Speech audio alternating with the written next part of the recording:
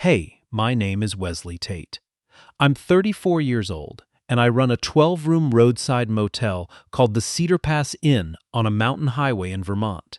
The kind of place that exists mostly because the next real town is 40 minutes further up a road that closes half the winter. It's not a fancy place. It's clean and it's warm, and the sign out front still has the same flickering vacancy my father hung when I was a boy, because I never had the heart to replace it after he passed. People stop here because they have to, not because they plan to, because the pass ahead is snowed shut, or because their car gave out, or because the weather turned and the next stretch of highway is no place to be after dark. My whole life is people who didn't mean to stop here, staying one night and moving on in the morning. I grew up in this motel.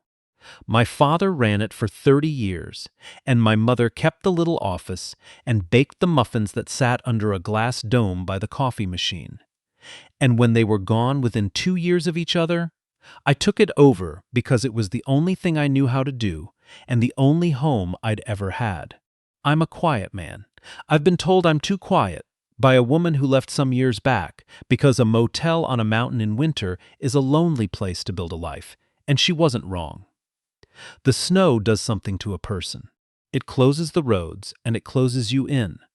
And after enough winters alone, you start to forget there was ever a version of your life with somebody else's footsteps in it.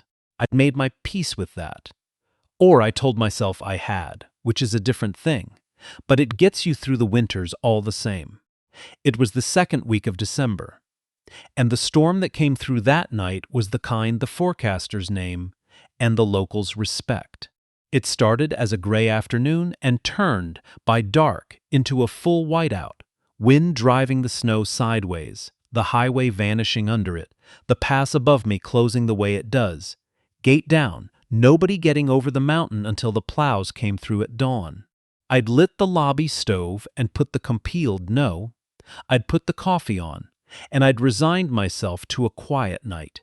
Because nobody travels a road like mine in weather like that, unless something has gone very wrong in their life, which is exactly the kind of person who ends up at my door. I heard the car before I saw it, an engine laboring up the grade, too fast for the conditions, the particular sound of a vehicle being asked to do something it can't quite do. Then headlights swung across the lobby window, sick and yellow through the snow, and an old station wagon slewed into my lot and stopped at an angle. Steam rising from under its hood, one headlight dead. It sat there a moment, engine ticking, like whoever was inside it was working up the courage to come out into the cold. Then the driver's door opened, and a woman climbed out into the storm. She was bundled in a coat that wasn't warm enough, her arms wrapped around herself, and she stood by the car for a second, looking up at my flickering vacancy, sign the way a person looks at the last lit window on a dark street. And then she did something that told me, before she'd said a single word, what kind of night this was. She opened the back door of that station wagon, and she leaned in, and she came out with a child bundled in a blanket on her hip, and reached back in for a second one, a boy maybe 6, who climbed out rubbing his eyes, and the 3 of them stood there in the driving snow, a woman and 2 small children miles from anywhere in the worst storm of the year. I was out the door before I'd thought about it. "Come inside," I called over the wind. "Come on, get them in out of this. The lobby's warm." She flinched when I came toward them. A small, instinctive flinch, the kind a person makes when they've learned that men coming toward them quickly can mean something bad. And she pulled the children a little closer, and I stopped where I was and kept my hands where she could see them, and my voice low. "It's all right," I said. "I run the place. That's all. There's a stove going inside and hot water, and it's a whole lot warmer than out here. Bring the kids in. You don't have to decide anything else right now. Just get them warm." She looked at me, snow gathering in her dark hair, her face white with cold, and something more than cold. And then she looked down at the children, and the math of it was simple enough that even exhaustion couldn't argue with it. She nodded, once, and I held the door, and she carried the baby and shepherded the boy ahead of her into the lobby, into the warmth, out of the storm. Her name was Marigold Frost. The baby was a little girl, Posy, not quite 2. The boy was Felix, 6, and he had the watchful, too-old eyes of a child who has learned to read a room before he speaks in it. They stood just inside my lobby door, dripping melting snow onto the mat, and none of them moved toward the stove. And I understood that they were waiting to find out if this was safe, the way you wait at the edge of a thing you can't afford to be wrong about. "There's Coco," I said to the boy, because in my experience the fastest way to tell a frightened mother that her children are safe is to be kind to her children first. "Powdered. Nothing fancy, but it's hot. You want some?" Felix looked up at his mother. Everything that boy did, he checked with her first. She hesitated, then gave the smallest nod, and he said in a careful voice, "Yes, please, thank you." "Polite kid," I said, and put the kettle on. I made cocoa for the boy, and warmed a little milk for the baby, because Marigold said she'd run out of the formula at the last gas station. And Posy would take warm milk in a pinch, and I dug out the muffins my mother's recipe still produces every couple of days because I can't break the habit, and I set the whole spread on the lobby's low table by the stove. And then I went and sat behind the front desk, far enough away that nobody had to feel watched, close enough that the warmth of the room included all of us. That's a thing my father taught me without ever saying it out loud. When somebody comes in scared, you give them the room. You don't fill it up with yourself. You make it warm and you make it safe, and then you get out of the way and let them remember how to breathe. It took about 20 minutes. The cocoa did its work on Felix, and the warm milk and the stove did theirs on Posy, who fell asleep against her mother's shoulder mid-fuss, the way babies do, going from outrage to dead sleep in the space of a breath. And slowly, as her children warmed and settled, Marigold's shoulders came down from around her ears, and the white panic in her face thawed into plain exhaustion, which is a more honest thing and easier to be near. "I can pay," she said finally, into the quiet. It was the first full sentence she'd offered that wasn't about the children. "For a room. I have some cash. I just need to know how much, so I know what I've got left after." I'd been a motel keeper long enough to hear everything she wasn't saying in the shape of what she was. "So I know what I've got left after." That's not a sentence a person says when they have enough. That's a sentence a person says when every dollar is already assigned to something, and she's trying to find out how much of the plan this night is going to cost her. "Roads closed," I said. "Pass is gated till the plows come through, which won't be till the storm lets up, probably mid-morning. So nobody's going anywhere tonight regardless. Which means the rooms are just sitting empty, and an empty room doesn't earn anything, and a full one that I light up for a family who got caught in a storm doesn't cost me anything I wasn't already paying." I shrugged. "So here's the rate. Tonight's on the house. You can argue with me about it in the morning when everybody's slept, if you've got the energy, but you won't, because nobody who's been driving in that has the energy to argue about anything." Her jaw tightened. That particular pride, the kind that's been the only thing holding a person up for so long that it doesn't know how to put itself down. "I don't take charity," she said. "I appreciate it, but I pay my way. I'd rather pay." "It's not charity," I said. "It's off-season hospitality. Different thing entirely. Charity is when I give you something for nothing. Hospitality is when the road closes and a motel keeper does the one thing a motel's actually for, which is keep people off a mountain in a storm." I let that sit a second. "You can pay me by letting those kids sleep in a warm bed tonight instead of in that station wagon. That's the whole bill, paid in full the moment they close their eyes." She looked at me for a long moment, and I watched something move behind her face. The look of a person who has been braced against the world for so long that an unbraced moment almost hurts more than the bracing did. "Why would you do that?" she said. It wasn't quite a question. It was the thing people say when kindness arrives and they've forgotten the shape of it. "'Cause it's cold," I said simply.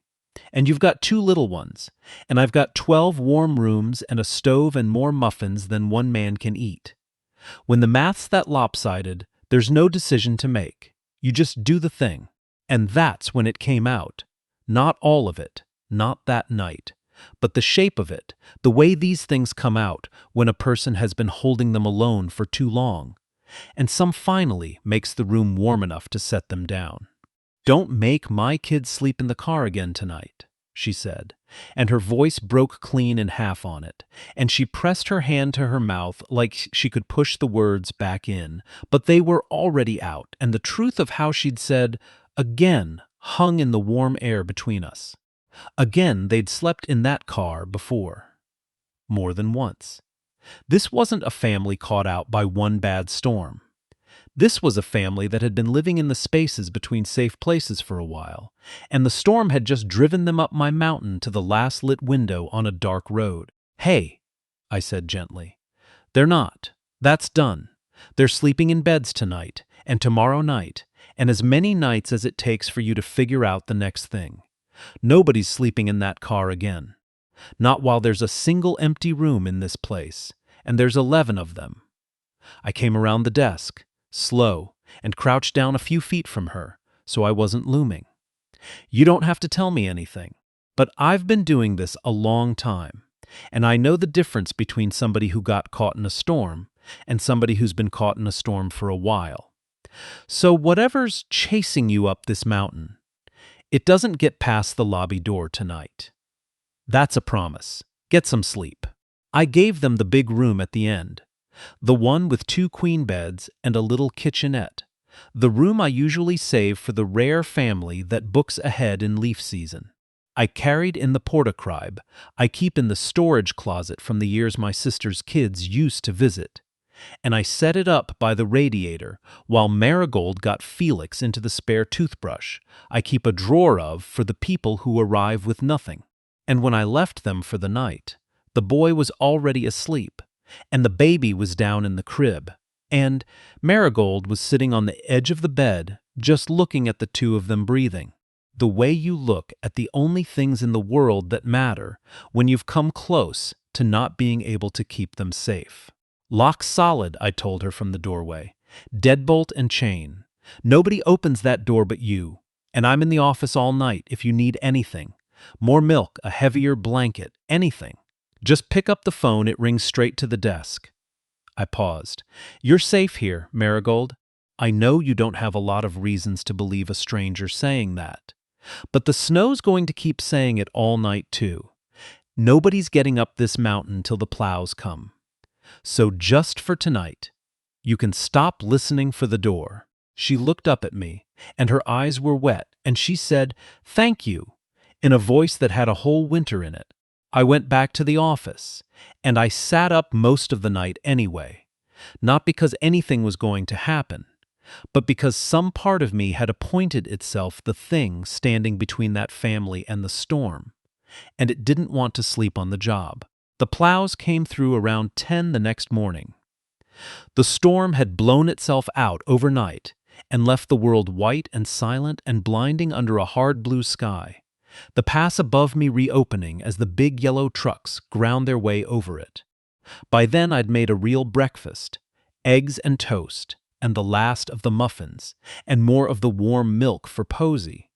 And the Frost family came into the lobby blinking and rested and looking, all 3 of them, like different people than the ones who'd stumbled in out of the dark. Felix ate like a boy who'd learned not to count on the next meal, which is a thing that breaks your heart to watch if you know what you're looking at.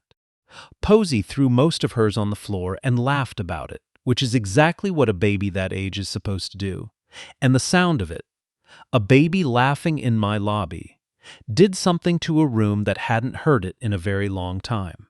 And over that breakfast, with the kids occupied, Marigold told me the rest. Not because I asked. Because she'd slept, and a person who slept can sometimes say the thing they couldn't say the night before. She'd left a man. Her husband, Felix and Posey's father, a man named Dean Hollis. who came from a family with money and a name and a great deal of practice at making sure the world only ever saw the version of him they wanted it to see. He'd never hit her where it showed. That was the thing she kept coming back to, the thing that had kept her trapped so long. There were no photographs, no broken bones, nothing a court could hold in its hand. Just years of being made smaller and smaller, of having the money controlled and the car keys controlled, and her own family slowly cut away until there was no one left to run to. And then the children came, and something in her that had been willing to absorb it, all on her own behalf, had refused, finally, to let them grow up inside it. So she'd run. Cash she'd squirreled away a few dollars at a time over a year, hidden in a tampon box because she'd learned it was the one place he'd never look. A station wagon she'd bought for $800 from a man who didn't ask questions, and 3 states of running, sleeping in the car between the cheap motels she couldn't always afford, because Dean had money and lawyers and a private investigator. And he'd told her to her face, the day she left, that he would find her, and that no judge in the world would give the children to a woman who'd dragged them across the country to sleep in a car. "That's the part that's true," she said, staring at her coffee. "That's what I can't get past. He's right that it looks bad. A mother who took her kids and ran and slept in parking lots. His lawyers will paint that picture, and it'll be a good likeness, because it's what I did. They won't say why. They'll just show the picture." Her hands were shaking. "He doesn't even want them, Mr. Tate. That's what nobody believes. He doesn't want to raise 2 kids. He wants to win. He can't stand that I took something that was his. And he has enough money to chase a thing he doesn't even want until I run out of road." She looked up at me. "And last night I ran out of road. The pass was closed. That was the end of the map. If your sign hadn't been lit, I don't know what I'd have. But it was lit," I said, "and you didn't. So let's talk about today instead of last night. I should have, by every sensible measure, given them a good breakfast and a full tank, and pointed them down the mountain with my best wishes. That's what a careful man does. A careful man does not get between a wealthy stranger and the woman he's chasing. A careful man keeps his motel and his quiet life, and lets the world's troubles drive on past in the morning the way they always do. But I'd sat up all night appointing myself the thing between that family and the storm. And the storm hadn't ended just because the snow had stopped. It had only changed shape. "How much road have you got left?" I asked. "Honest answer. Money, gas, a place at the end of it. How far can you actually get?"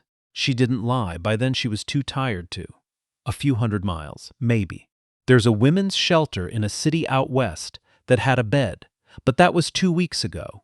And I don't know if it's still there, and even if it is, it's a shelter, it's a system, and systems report, and the second my name goes into one, his investigator gets a hit. That's why I've been staying out of them. That's why we've been in the car." She rubbed her face. "I keep running west because west is away. That's the whole plan. Away. I don't have a somewhere. I just have an away." And there it was. The same thing I'd heard in 100 travelers over the years. The difference between a person running toward a life and a person just running. I knew that difference. I'd lived on this mountain alone long enough to know that away isn't a destination. It's just a direction you point yourself when you can't picture a toward. "Okay," I said. "I'm going to say something, and you can tell me I've lost my mind, because maybe I have. But hear the whole thing first." I set down my coffee. "I run a 12-room motel 40 minutes from the nearest town in the off-season alone. 11 of those rooms are empty most nights between now and spring. I've got a kitchenette in the end unit and a stove in the lobby, and more quiet than one man knows what to do with. And I've been needing help around here for 2 years. Somebody to run the office, handle the books, manage the place while I do the plowing and the repairs. And I've never hired anybody because nobody wants to live on a mountain in the winter."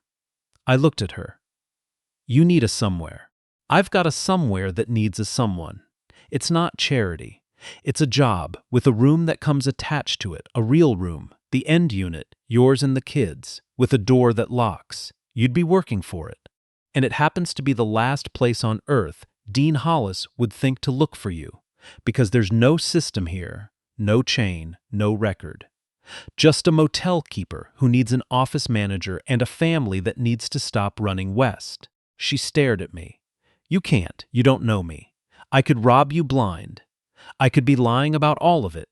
You can't just hand a stranger a job and a home because she cried in your lobby. I've been reading people across this desk for 20 years, I said. I know what a liar looks like. And I know what a mother who hasn't slept in a real bed in 2 weeks looks like. And you're the second one. And I'm not handing you anything. I'm offering you work. There's a difference, and I think it's a difference that matters to you, because you've told me 3 times now that you pay your way. I almost smiled. So pay your way. Run my office. Stop sleeping in that car. Let those kids grow up somewhere with a door that locks. That's the offer.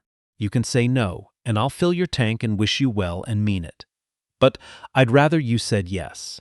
Felix, who I'd thought was absorbed in pushing a toy truck around the lobby floor, said without looking up, in that careful old young voice, "Mom, he has muffins." And Marigold laughed. A startled, wet, broken open laugh, the first real one I'd heard from her, and put her hand over her eyes, and her shoulders shook. And Felix looked up alarmed, because he didn't yet know that sometimes the laughing and the crying are the same thing coming out at once, when a person has been holding too much for too long. "He has muffins," she repeated, wiping her face. "Well, that settles it, apparently." They stayed. I won't pretend the first weeks were simple, because trust doesn't come back to a person all at once.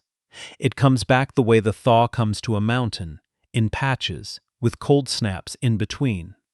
Marigold flinched at sudden sounds for a long time. She kept a bag packed under the bed for a month, ready to run, and I pretended not to notice it, because a person needs to keep their exit until they believe they won't need it. She insisted on earning every kindness, on logging her hours to the minute, on refusing anything that looked like a gift instead of a wage. But she could run an office. Lord, could she run an office? Within 2 weeks, the Cedar Pass Inn's books were in better shape than they'd been since my mother died, and the reservation system was online for the first time ever.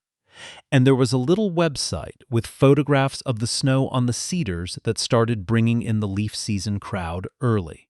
She had a head for the business I'd never had, and she threw herself into it the way a person throws themselves into anything that lets them prove they're worth keeping. And slowly the proving turned into belonging, the way it does if you give it enough warm rooms and enough time. And the children. The children were the thaw I hadn't known I needed. Felix, who'd come in watchful and old, started to be 6 again. Started leaving his toy trucks in the lobby and laughing too loud and asking me 1,000 questions about the plow and whether he could ride in it. He could, once the lot was empty, very slowly, and it remains the proudest day of his small life. Posey learned to walk in my lobby, lurching from the coffee table to my outstretched hands, and the first word she put together that wasn't mama or no was Wes, which is what she made of Wesley, and which I have never once corrected and never will. I taught Felix to split kindling, the safe parts of it. I learned how Posey liked her milk. I started cooking dinner for 4 instead of warming something for 1. And the long winter evenings that had been the loneliest thing in my life became the part of the day I looked forward to. The 4 of us at the table in the lobby, the stove going, the snow coming down outside the window, a family in a place that had been just a man and an empty motel for too many years. There were small things in those first months that taught me more about what that family had been through than any of the big confessions did. There was the way Felix hoarded food. For weeks I'd find dinner rolls tucked into his coat pockets, granola bars under his pillow, an apple gone soft in the toe of a boot. He wasn't stealing. There was nothing to steal. The kitchen was open to all of them. He was saving the way a child saves when he's learned that the next meal isn't guaranteed. The first time I found a squirreled away muffin going stale in his backpack, I didn't say a word about it. I just started leaving a basket of rolls on the lobby table that never went empty, refilled it every morning before he woke, and made a point of telling him, casually, that the basket was always full and always would be, that he could take from it any hour of the day or night, that there was no bottom to it. It took a month. But one morning I noticed his pockets were empty, and they stayed empty after that, and I understood that a boy had finally believed, somewhere down in the place where children keep their deepest fears, that the food wasn't going to run out. That's a thing you can't tell a child.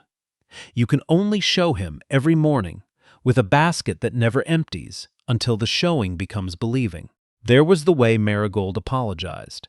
For everything. For Posey crying in the night, for Felix's muddy boots in the lobby, for using too much hot water, for existing in a space that wasn't hers, a reflexive, constant. "I'm sorry" that I came to understand was the residue of years spent walking on eggshells around a man who kept the temperature of the house set to his own moods.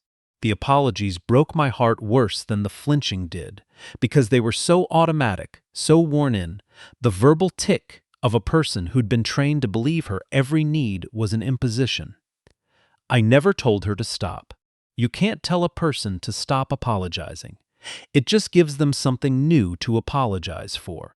Instead, I made the motel a place where there was nothing to apologize for, where a crying baby was just a baby, where muddy boots were just boots, where hot water was a thing we had plenty of.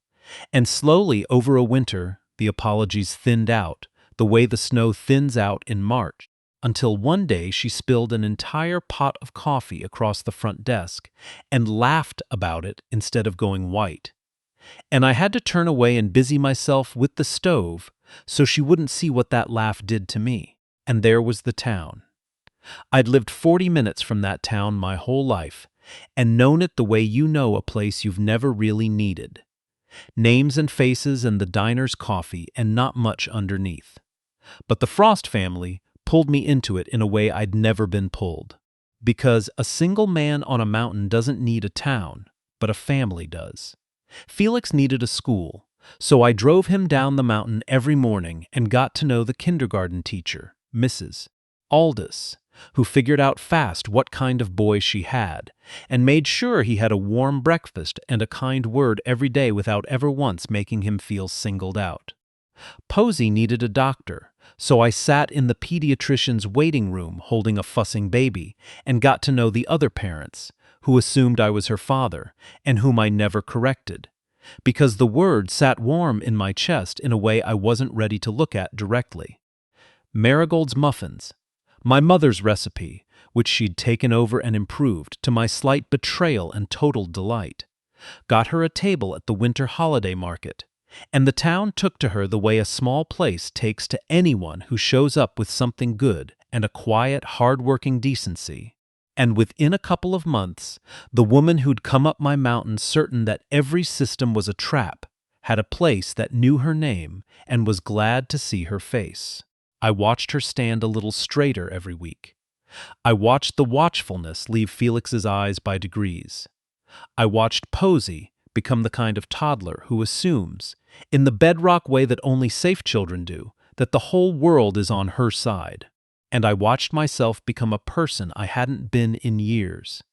A man with a reason to make a real breakfast.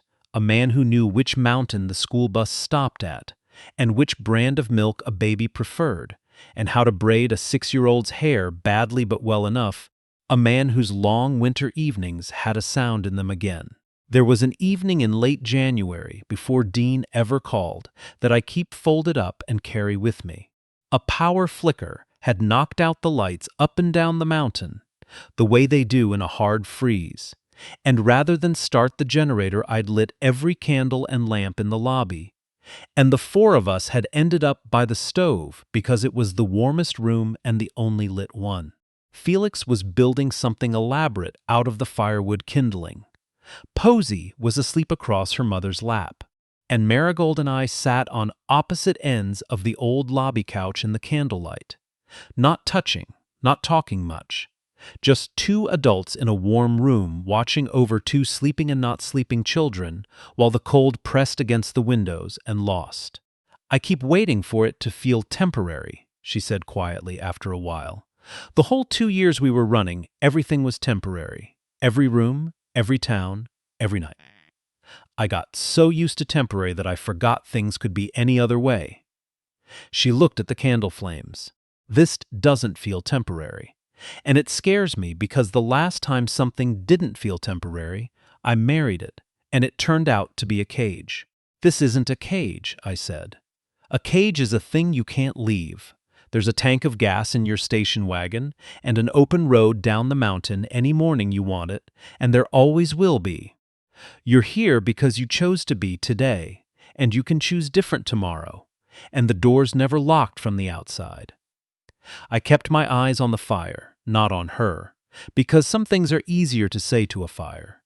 The difference between a home and a cage isn't the walls. It's whether the door locks you in or locks the world out. This one locks the world out. You hold the only key. That's all a home ever is. She was quiet for a long time. Then she said, "You're a strange man, Wesley Tate. I've been told." "I mean it kindly." "I know you do," I said. "That's why I let you." And she laughed, soft so as not to wake the baby. And the candlelight moved on the walls, and the cold lost again, and I thought, not for the first time and not for the last, that I would burn this whole motel to the ground before I'd let anyone take this warmth away from those three people. I didn't say it. You don't say a thing like that to a woman who's just told you she's scared of things that don't feel temporary. But I thought it, and I think she knew I thought it, and maybe that was its own kind of promise, made to a fire, witnessed by candlelight, the night before the world came looking. I didn't say anything about what was growing in me.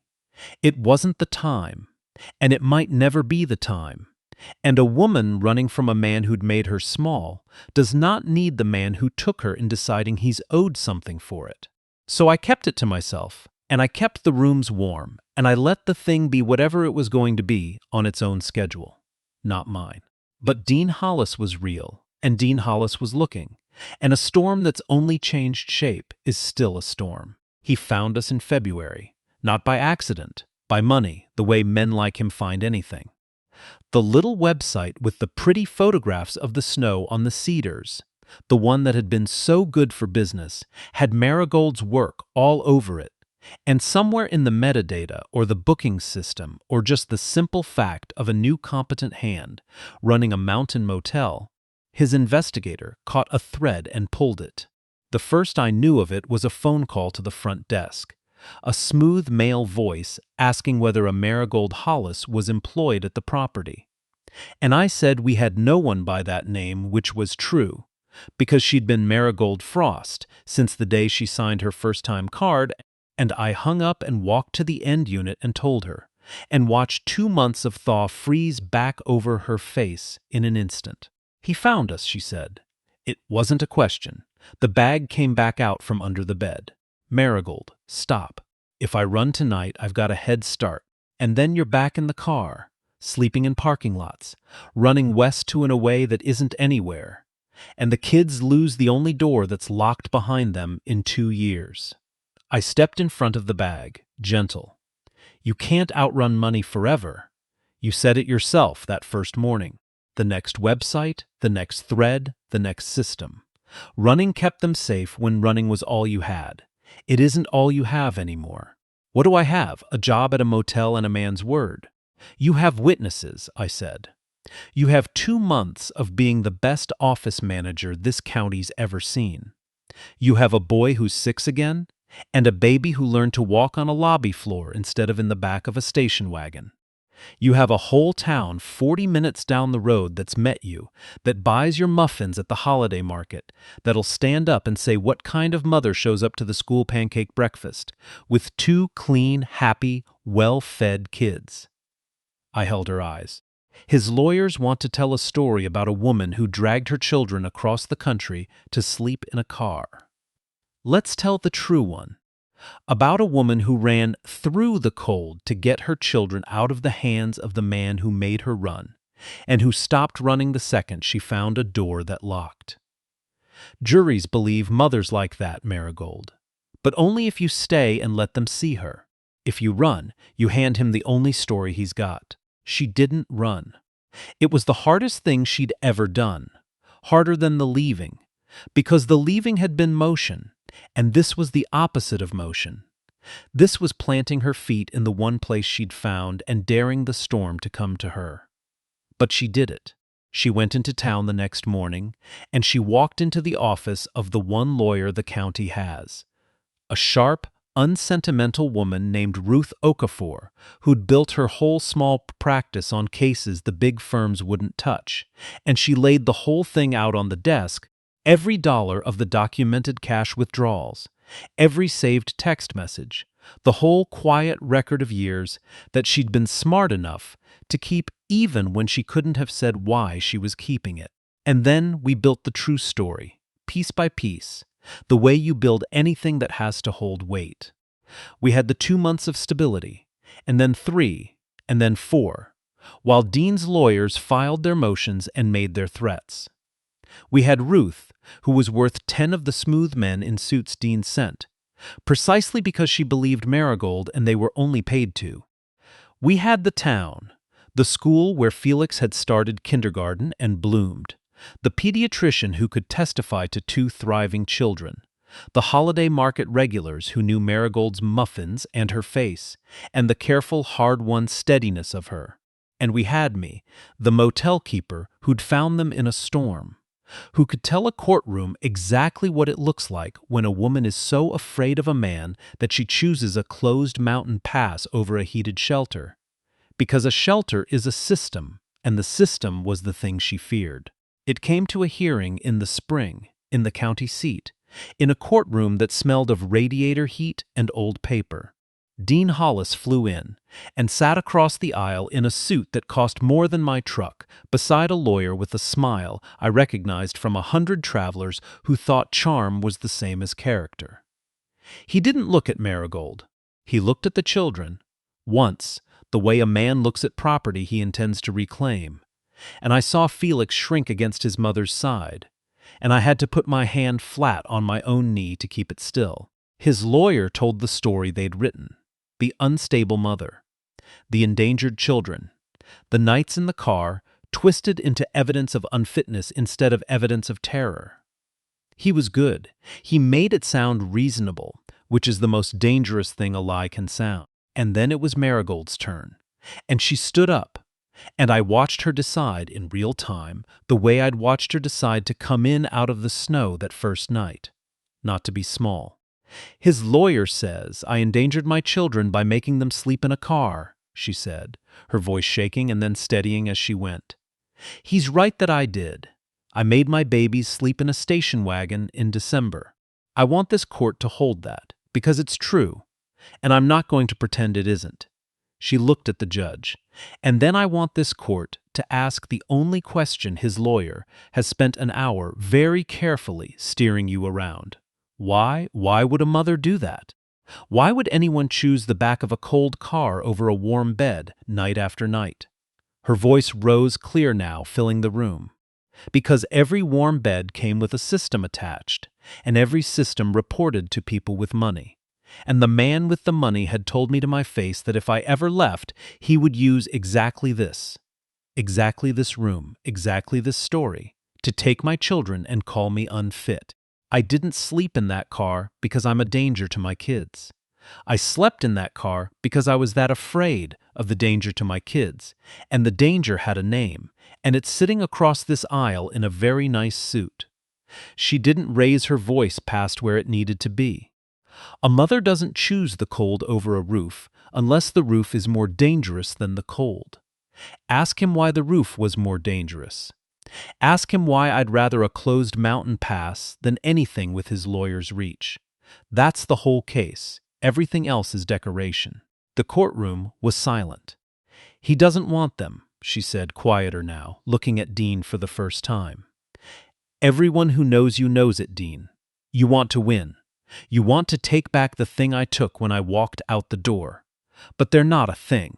They're a 6-year-old who learned to be brave in the back of a car, and a baby who learned to walk on a motel floor, and they deserve a parent who chose the cold for them, not one who's only here because he can't stand to lose.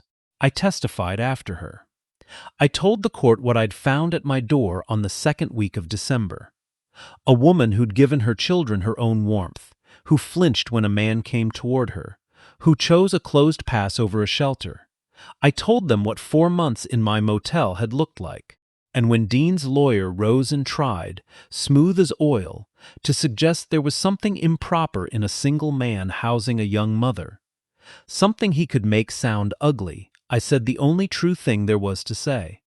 I gave them the end unit with the door that locks, and I sleep in the office at the other end of the building, and I have never once been on the wrong side of that lock, because I wasn't invited and wouldn't go if I were. I didn't take that family in to get something. I took them in because it was cold and they were mine to keep warm the second they came up my mountain. The only thing improper in this whole story is the reason she was driving a closed road in a blizzard in the first place. And that reason is wearing a better suit than mine and hasn't looked at his own children once since he walked in. Ruth laid the documentation out so plainly after that. The withdrawals, the texts, the pattern of years, that Dean's expensive smile slowly stopped meaning anything at all. There was a moment in that hearing I'll carry the rest of my life. After Marigold spoke, after I spoke, after Ruth had laid the years out flat on the table for everyone to see, Dean's lawyer asked for a short recess.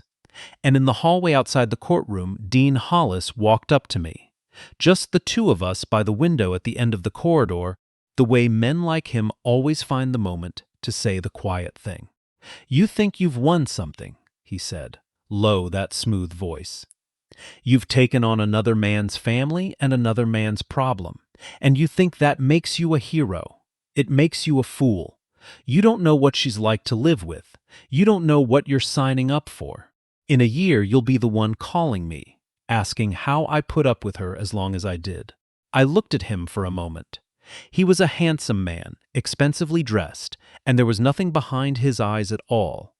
Just the flat, cold calculation of a person who'd never once in his life loved a thing he couldn't own.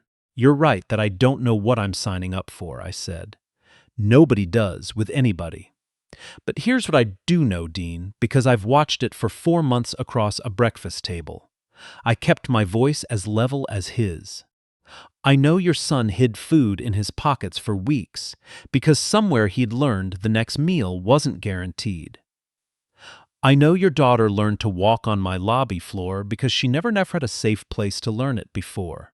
And I know your wife says, 'I'm sorry,' 100 times a day for crimes like spilling coffee and having needs, because somebody trained her to believe that taking up space was an offense. I let that sit. I don't know what she's like to live with, but I know what she's like to live near after what you did to her, and if that's the broken version, then God help me, because the whole one is going to be the best thing I've ever seen. You didn't lose a wife you couldn't handle, Dean. You lost the only thing in your life that was ever worth more than your money, and you were too small to know you were holding it. Now go back in there and let a judge tell you what everyone in that room already knows." He didn't have anything to say to that. Men like him never do when the quiet thing they say in hallways doesn't land. He straightened his very nice suit and walked back into the courtroom. And he lost, the way he was always going to lose, once Marigold stopped running and let the truth be seen in good light. The judge didn't rule that day. But when the ruling came, 2 weeks later, it gave Marigold full physical custody, ordered supervised visitation only for Dean pending a psychological evaluation he never completed, and noted, in language Ruth read to us twice because she could hardly believe a judge had written it so plainly, that the mother's choice to avoid official channels, given the documented credible fear, reflected protective instinct rather than instability. We won. The cold story turned out to be the true one, and the true one was enough. Dean appealed, the way men like him do. It went nowhere. And then a thing happened that I've seen happen before with men whose love is really just ownership. Once it stopped being easy, it stopped being worth it. His family grew tired of paying for a fight he'd only started out of spite. The supervised visits he'd been granted, he mostly didn't use. Within a year, he'd stopped using them entirely, and the storm that had chased a family up my mountain simply ran out of weather, the way storms do, and blew off to trouble some other valley. Marigold and the children never left. The end unit stopped being the end unit and became home. Then, slowly, over a second winter and a third, the line between the office manager and the man who ran the place got harder and harder to find, until one evening, Posey asleep, Felix doing homework at the lobby table, the snow coming down outside the window, the way it had the night they arrived. Marigold leaned against my shoulder, and I put my arm around her, and neither of us said anything, because by then we didn't need to. I never rushed her. After what she'd survived, I wouldn't have, even if she'd wanted me to. A woman who's been made small by a man has to learn slowly, in 100 ordinary moments, that being cared for and being controlled are not the same thing. That a man can hold you without holding you down. So I gave her the ordinary moments and asked for nothing, and let her discover the difference at her own pace. The first time she reached for my hand instead of letting me reach for hers, it had been almost 2 years, and it was worth every day of the wait. We married the spring after that. In the meadow behind the motel, where the snow finally gives way to wildflowers, with the cedars she'd photographed standing witness, and Ruth Okafor grinning in the second row, and the whole town that had stood up for her filling the chairs. Felix gave his mother away, walking her across the grass with the gravity of a boy who understood exactly what he was doing. And Posey was the flower girl and ate most of the petals. And it was perfect. The way a thing is perfect precisely because it isn't. In what passed for my vows, I told her the truth, which is all I'd ever given her. "The night you came up my mountain," I said, "you begged me not to make your kids sleep in the car again. And I told you they wouldn't, not while there was a single warm room in this place." I had to stop a second. I spent a lot of winters alone up here, telling myself the quiet was the same as peace. It wasn't. It was just quiet. You and these kids are the loudest, warmest, most wonderful thing that ever happened to this old motel. And to me, and here's my vow, there will always be a room with the door locked behind you, and a stove going, and a man at the other end of the building who appointed himself the thing between you and the storm the first night and never once resigned the post. You ran out of road on my mountain. I'm so glad the pass was closed. It's the best thing the weather ever did for me. Marigold in hers said, "I spent 2 years running west to an away that wasn't anywhere, sleeping in a car with my babies, so afraid of a warm bed that I chose the cold over and over because the cold, at least, didn't report me to anyone." She wiped her eyes. "And then a man's sign was lit on a closed road, and he came out into the snow, and he didn't make me pay, and he didn't make me explain, and he gave my children a door that locked and gave me a job so I'd never have to call it charity. I didn't need a rescue. I'd done my own rescuing.